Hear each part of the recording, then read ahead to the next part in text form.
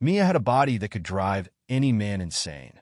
The way her curves moved under the dim glow of the city lights slipping through the curtains. The way her breath hitched as my fingers traced down her spine. It was impossible to resist. I didn't hold back. I couldn't. My hands gripped her waist, pulling her closer as my lips devoured hers in a feverish hunger. She tasted like red wine and something forbidden, something dangerous. "Daniel," she whispered against my skin, her voice a mix of desire and urgency. Her nails raked down my back, leaving a trail of fire in their wake. We were tangled in each other, lost in the sheets, our bodies moving in sync, chasing a pleasure that was both intoxicating and reckless. The air was thick with the scent of sweat and lust, the sounds of our shared ecstasy filling the room. I knew this was wrong. I knew I was playing with fire. But with Mia beneath me, her body arching, her breathless moans echoing in my ears, I didn't care. Not then. Not when she wrapped her legs around me, pulling me deeper into the abyss of our secret sin. Not when I whispered her name like a prayer, knowing I could never say it outside these four walls. And certainly not when I promised myself, for the 100th time, that this would be the last, even though we both knew it never would be. Mia lay beside me, her chest rising and falling in slow, steady breaths. Her hair was a mess, her lips swollen from our kisses, and yet she looked so perfectly content. She turned her head to face me, a lazy smile curving on her lips. "You always look so guilty afterward," she murmured, running a finger along my jawline. I exhaled, dragging a hand down my face. "Because I am." She laughed, soft and low. "Then why do you keep coming back?" I had no answer. I didn't know if it was the thrill, the secrecy, or just Mia herself that kept me tangled in this web. But every time I tried to walk away, she pulled me right back in. She rolled on top of me, her bare skin warm against mine. "What if I told you?" she whispered, her lips brushing against my ear. "I don't want you to stop." I swallowed hard. "Mia." "Shoo." She silenced me with a slow, "Lingurin quiche." "Stay a little longer." And just like that, my resolve crumbled. I stayed. By the time I got home, it was late. Too late. The house was quiet, the air heavy with an eerie stillness. I loosened my tie, slipping off my shoes as I stepped into the living room. Sophia was sitting on the couch, her laptop open in front of her. She looked up as I entered, her dark eyes unreadable. "You're home late," she said. I forced a smile, walking over to kiss her on the forehead. "Work ran late. You know how it is." She nodded, but there was something about the way she held my gaze that made my stomach twist. "You should go to bed," I said, brushing her hair back. "It's late." She studied me for a moment before closing her laptop. "Yeah, I think I will." She didn't kiss me goodnight, didn't ask me if I had eaten, didn't even say another word as she walked past me and up the stairs. For some reason, that unsettled me more than if she had. The next morning, as I was getting ready for work, my phone buzzed. A message. Unknown number. I frowned, unlocking my phone. "You think you can hide?" A chill ran down my spine. Then another message came through. A video. I tapped on it hesitantly, my breath catching in my throat the moment it started playing. It was me. Me and Mia. Every kiss, every touch, every sound, captured in perfect clarity. My hands trembled as I gripped the phone. My heart pounded so loudly in my ears that I barely registered the knock on the door. "Daniel." Sophia's voice called from outside. I scrambled to delete the video, my fingers fumbling in panic. "Yeah, breakfast is ready." I cleared my throat, trying to keep my voice steady. "I'll be down in a minute." Footsteps faded down the hall. I exhaled sharply, running a hand through my hair. Who the hell sent this? And more importantly, how long had they been watching? I rushed out of the house, barely touching my breakfast. The drive to work was a blur, my mind racing. As soon as I parked, I pulled out my phone and dialed Mia's number. She picked up on the second ring. "Daniel, we need to talk." There was a pause. "I'm at the apartment. Come now." I didn't hesitate. I turned the car around and drove straight to the place that had become our escape, our hidden paradise. When I walked in, Mia was standing by the window, a cigarette between her fingers. She turned, her eyes narrowing at my expression. What's wrong? I threw my phone onto the table. This. She picked it up, played the video, then slowly looked back at me. Well, she murmured, taking a slow drag from her cigarette. That's unexpected. I stared at her, my jaw tightening. You think this is funny? She exhaled, a thin stream of smoke curling in the air. I didn't send this, Daniel. My stomach twisted. Then who did? She smirked, tapping the screen. Read the message again. I glanced at the text. You think you can hide? The realization hit me like a freight train. I staggered back, shaking my head. No, that's not possible. Mia's lips curved into a slow, knowing smile. Oh, baby, she purred, flicking the ashes into an empty glass. It wasn't me. She tilted her head, her gaze sharp and amused. It was your wife. I felt the ground beneath me shift, as if the entire world had just cracked open. My throat was dry, my pulse hammering against my skull. What the hell are you talking about? My voice was barely above a whisper. Mia exhaled another stream of smoke. Her eyes locked onto mine with something that almost resembled pity. Almost. I mean exactly what I said. She set the cigarette down in the ashtray. Stepping closer, Sophia sent that video. I shook my head, my hands clenching in a fist. No, that doesn't make any sense. How would she know? Mia finished for me, a slow smirk tugging at her lips. That's the real question, isn't it? My mind was spinning. The message. The video. The cold way Sophia had looked at me last night. She knew. She had known all along. I stumbled back, gripping the edge of the couch for support. My entire body felt like it was on fire, but not with desire this time. No, this was pure, undiluted panic. Mia watched me with quiet amusement, crossing her arms. You should sit down before you pass out. I ignored her. Why the fuck would she do this? Mia está bravo. Maybe because she's your wife? Maybe because she's tired of you sneaking around? I ran both hands through my hair, pacing the room. This couldn't be happening. She could have confronted me. She could have left you? Mia cut in with a chuckle. Oh, baby, that's not how this works. Women like Sophia don't just leave. They make sure they win first. Something in her tone made my stomach twist. What do you mean? She leaned against the wall, her gaze sharp. I mean, she's been playing you from the start. I swallowed hard. No, that's impossible. Mia just gave me a knowing look, like she had been waiting for this moment, like she had been waiting for me to finally put the pieces together. I felt my phone buzz in my pocket. My hands were still shaking as I pulled it out.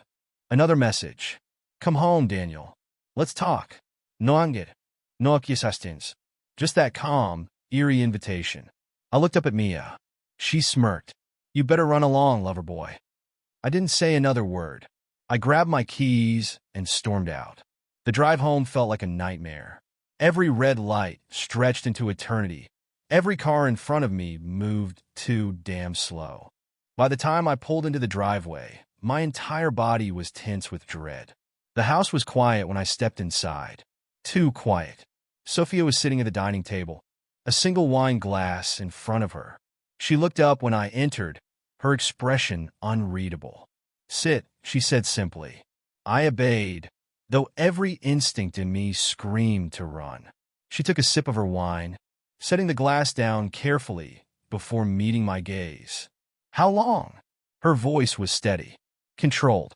I swallowed hard. Sophia. How long, Daniel? I exhaled. There was no point in lying now. 6 months.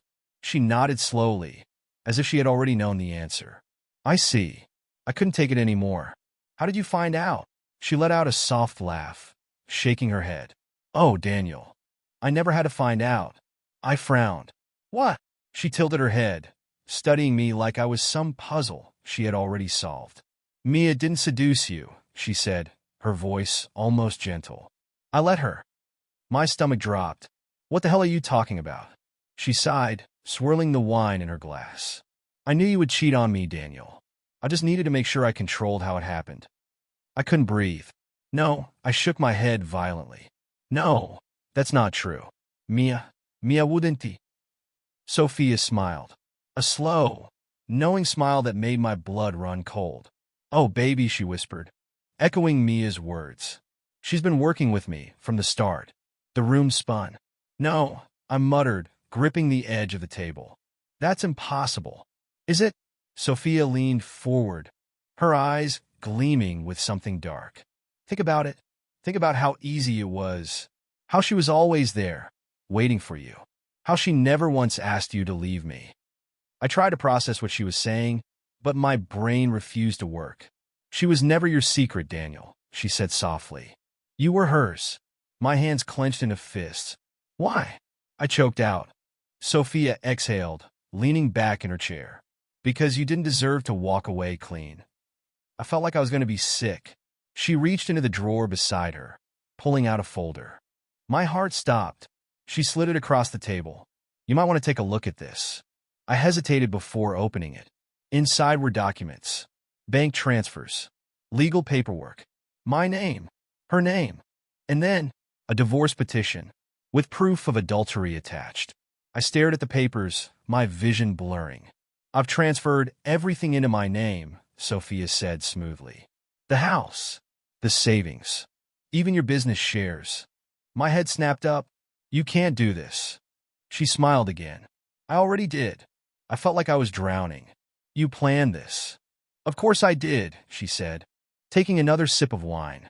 You think I was going to let you make a fool of me? My entire body was trembling. But you didn't have to do this, I whispered. She tilted her head. Didn't I? I had nothing. No defense. No escape. I had walked straight into her trap. And now, I had lost everything. I looked at her, desperation creeping into my voice. Sophia, please. We can fix this. She let out a quiet laugh. Fix this? She leaned back, crossing her legs. Daniel, you're not sorry you cheated. You're sorry you got caught. I opened my mouth, but nothing came out. She stood up, pushing the chair back with an eerie sense of finality. You have 24 hours to pack your things. Sophia, I've already spoken to my lawyer. Don't make this harder than it has to be. I gritted my teeth, my body shaking. You won't get away with this. Her eyes darkened, her lips curling into something between amusement and cruelty. Oh, love, she whispered, stepping closer. I already have. She kissed my cheek, soft, slow, deliberate. Then she walked away, leaving me alone with nothing but silence and my own destruction. I sat in the empty house, staring at the divorce papers on the table. My hands trembled as I reached for the glass of whiskey in front of me, downing it in one go. The alcohol burned my throat, but it was nothing compared to the searing humiliation coursing through my veins. She had played me. From the very beginning, Sophia had orchestrated everything. I grabbed my phone and dialed her number, my fingers pressing against the screen with more force than necessary. She picked up after 2 rings. Daniel, she greeted, her voice smooth, almost lazy. You set me up? I growled. A soft chuckle. Took you long enough to figure that out. I clenched my jaw. Why? Why? She repeated, amused. Because Sophia asked me to. My grip on the phone tightened. You played me. You fucking used me. Don't act like you're the victim here, Danny, she said, her tone turning sharp. You had no problem betraying your wife. Did you? No hesitation when you were sneaking around with me. The only reason you're mad is because you lost. I could hear the satisfaction in her voice, and it made me sick. Was any of it real? I asked through gritted teeth.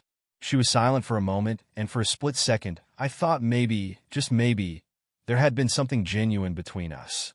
Then she laughed. A cold, mocking sound. Oh, baby, she cooed, echoing the words she had used so many times before. You were just a job. A sharp pain stabbed through my chest, different from the fury I had felt earlier. This wasn't just about losing to Sophia anymore. This was about the realization that every touch, every whispered promise, every stolen moment with Mia had been a lie. I had given in to temptation, believing I was the one taking control. But all along, I'd been dancing to their tune. I ran a hand over my face, inhaling sharply. You're a real piece of work, I muttered. I'll take that as a compliment. She yawned, as if this conversation was nothing more than a mild inconvenience. Look, Daniel, you can scream and curse all you want, but it won't change anything. Sophia's won. And me? I just did my part. My jaw clenched. I hope it was worth it. Oh, it was, she purred. Every single second. She hung up before I could say another word. I stared at my phone, breathing hard. Mia had been in on it the entire time. She had seduced me, lured me into her trap, and let Sophia pull the strings. And I had fallen for it like an idiot. I stood up, knocking over the empty whiskey glass. It shattered against the floor, but I didn't care. I needed to do something. I needed to fight back. I couldn't just let Sophia take everything from me. I grabbed my laptop and opened my bank account, my fingers flying over the keyboard. My stomach dropped when I saw the balance. Most of my funds had been transferred out. I moved to my investment accounts. The same thing. Panic clawed at my throat. I checked my company's shares. Gone. Sophia hadn't been bluffing. She had taken everything. I slammed the laptop shut, my breath coming in short, sharp bursts. How the fuck had I let this happen? I had always been careful, always in control. And now, in the span of 24 hours, I had lost my wife, my money, my business, my entire life. No, I refused to let this be the end. I grabbed my car keys and stormed out of the house. I needed to see Sophia. I needed answers. The drive to her new penthouse felt like a blur. My mind raced with 100 different thoughts, each one more desperate than the last. When I finally arrived, I pounded on the door, my pulse hammering. The door opened, and there she was. Sophia looked effortlessly beautiful, dressed in a silk robe, her long hair cascading over her shoulders. She raised an eyebrow at my presence, but didn't seem surprised. "Daniel," she said, voice calm. "What are you doing here?" I pushed past her, stepping into the apartment. "We need to talk," I said. She sighed, closing the door behind her. "There's nothing left to say." "Like hell there isn't." I turned to face her, my fists clenched. "You took everything from me." Her lips curved into a faint smile. "Correction, you gave it to me." I swallowed hard. "Why?" Sophia crossed her arms, tilting her head. "Because I wanted to see what kind of man you really were." I let out a harsh laugh. "You set me up. You orchestrated this entire thing. And now you get to act like you're the victim?" She arched a brow. "Victim? No, Daniel. I'm the winner." I took a step closer. "So, what now? You ruin my life and just move on?" She studied me for a moment before speaking. "You ruined your own life," she said softly. "All I did was make sure you paid for it." I clenched my jaw. "You could have just divorced me. You didn't have to." "To what?" she interrupted. "Let you walk away with your dignity?" "No, Daniel. That's not how this works." I exhaled sharply, running a hand through my hair. "You never loved me, did you?"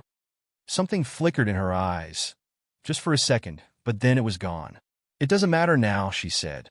I stepped closer, lowering my voice. "I think it does." She held my gaze unreadable. "And why's that?" I reached out, cupping her face. For a brief moment, she didn't pull away. I leaned in, my lips brushing against hers, desperate, searching. But just as quickly as it started, she shoved me back. Her expression hardened. "That won't work on me anymore." I swallowed hard.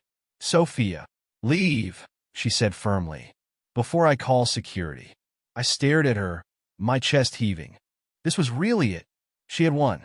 Slowly, I nodded, stepping back. As I walked toward the door, I glanced over my shoulder one last time. She was still standing there, her arms crossed, her face unreadable. I wanted to say something, anything, but there was nothing left to say. So I walked out, leaving behind the life I had destroyed with my own hands. The night air was thick with humidity as I stumbled out of Sophia's apartment, my mind a whirlwind of rage, regret, and something I didn't want to admit, loss. I had lost everything, and it was all because of my own damn arrogance. My hands clenched in a fist as I stood on the sidewalk, the sounds of the city humming around me. The betrayal still burned in my chest. But it wasn't just about Sophia or even about the money. It was the realization that I had never been in control, not once. I had walked into their trap like a fool, blind to the game they had been playing. And now, I was the one left with nothing. I drove aimlessly through the streets, my mind replaying every conversation, every moment of passion I had shared with Sophia. How had I not seen it? How had I been so easily deceived? My grip on the steering wheel tightened until my knuckles turned white. The weight of what had happened was suffocating, pressing down on me with each passing second. I wanted to scream. I wanted to punch something, but none of it would change the fact that I had lost.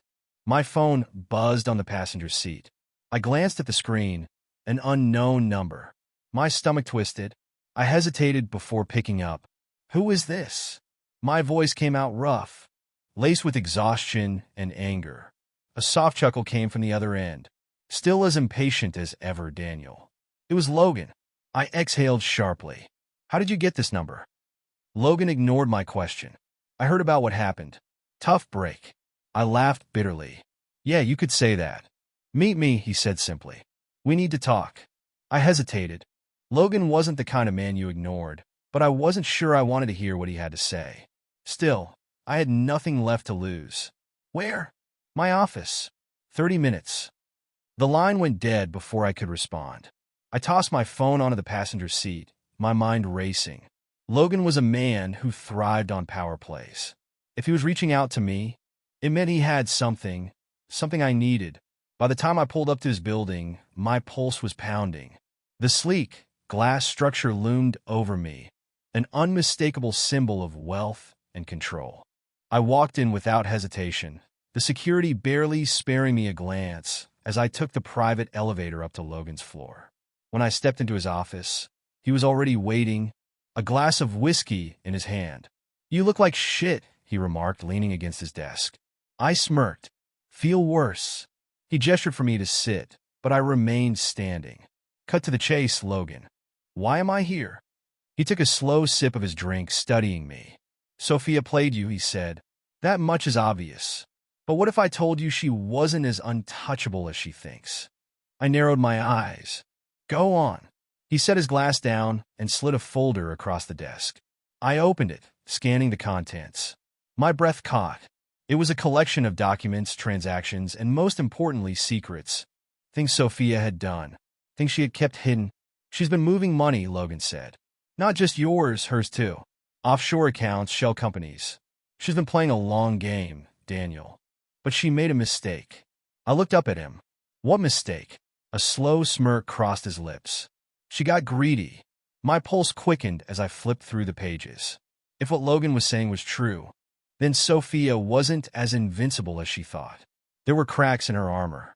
And if I could find the right angle, I could tear her entire world apart, just like she had done to me. What do you want? I asked, knowing Logan never did anything out of kindness. He shrugged. Let's just say I have my own reasons for wanting Sophia taken down. You were just the unfortunate casualty of her latest scheme.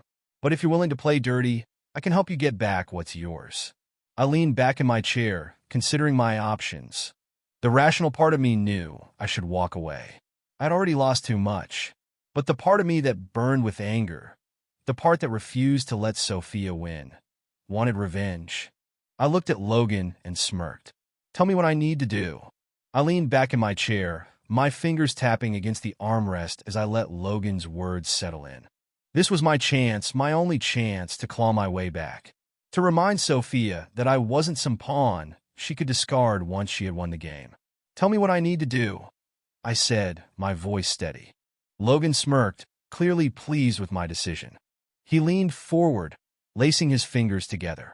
First, we hit her where it hurts, the money. Everything she took from you, we take it back. He tapped the folder in front of me. She's been hiding assets, moving them under different names. But she got sloppy. I flipped through the documents again, my eyes scanning the numbers, the offshore accounts, the silent partner she had thought no one would ever trace. Logan had done his homework. And then? I asked. Logan's smile widened. Then, we make sure she loses everything. The next few days were a blur of late-night meetings, whispered conversations, and carefully placed traps. I moved silently, the way Sophia had once done. And slowly, the tides began to turn. Her accounts were flagged for suspicious activity. Business deals she had carefully orchestrated began to fall apart. A few well-placed rumors had investors pulling out, one by one. The empire she had stolen from me was crumbling before her very eyes. And she had no idea it was me. Not yet. It wasn't until I received a call from Sophia herself that I knew the moment had come. I stared at my phone, watching her name flash across the screen. A part of me wanted to let it ring, to leave her drowning in the chaos she had created. But no, I wanted to hear her voice. I wanted to savor the panic she had never shown before. I answered, "Sophia." There was a beat of silence, then, "What the fuck have you done?" I smirked, swirling the whiskey in my glass. "What are you talking about?" "Don't play dumb, Daniel," she hissed. "My accounts are frozen. Investors are backing out. Everything is falling apart, and I know damn well it's not a coincidence." I leaned back, feigning innocence. "Sounds like you've got a problem." "You bastard," she spat. "You think you can win?" After everything, I exhaled slowly, letting the satisfaction settle in my chest. "I don't need to win, Sophia. I just need to make sure you lose." A sharp intake of breath. For the first time, I could hear it, the uncertainty, the cracks in her composure. "You think this is over?" she whispered, her voice colder now. I smiled. "No, I think it's just getting started." The call ended, but the war had only just begun. I didn't see Sophia again until a week later. She showed up at my penthouse, her eyes flashing with something dark, something between fury and desperation. "You had no right," she said, stepping inside without invitation. I leaned against the bar, watching her. She looked different now, less in control, less untouchable. For the first time, I saw the woman behind the mask. "I had every right," I corrected. "You took everything from me. I'm just returning the favor." She exhaled sharply, pacing the room. "You don't understand." "No," I cut in. "I understand perfectly. You never loved me. I was just another piece on your chessboard, another fool you could manipulate. But you made one mistake, Sophia." Her jaw tightened. "And what's that?" I stepped closer, lowering my voice. "You underestimated me." For a moment, we just stood there, the air between us charged with something dangerous, something neither of us wanted to name. Then she laughed, a quiet, bitter sound. "And what now?" she murmured. "You destroy me, and then what? You think you'll get your life back?" I studied her. The truth was I didn't know what came next. Revenge had consumed me, driven me, but beyond that, I had no answer. Sophia must have seen it in my eyes, because her lips curled into a knowing smirk. "You and I," she said, stepping closer, "we're the same, Daniel. You just didn't want to admit it before." I swallowed hard, refusing to let her words sink in. She reached out, fingers grazing my jaw. "Tell me," she whispered, "wasn't it thrilling? Knowing you were playing with fire." For a second, just a second, I almost let myself get lost in the familiarity of her touch. The temptation, the history we shared. But then I saw it, the flicker of calculation in her eyes. The game wasn't over. I grabbed her wrist, stopping her. "You don't get to win this time." Sophia's smile faltered, just for a moment. Then, she pulled away, tilting her head. "We'll see," she murmured before walking out the door. I watched her go, my chest tight. Maybe she was right. Maybe we weren't so different after all. But one thing was certain. This was the last time I would ever let her play me.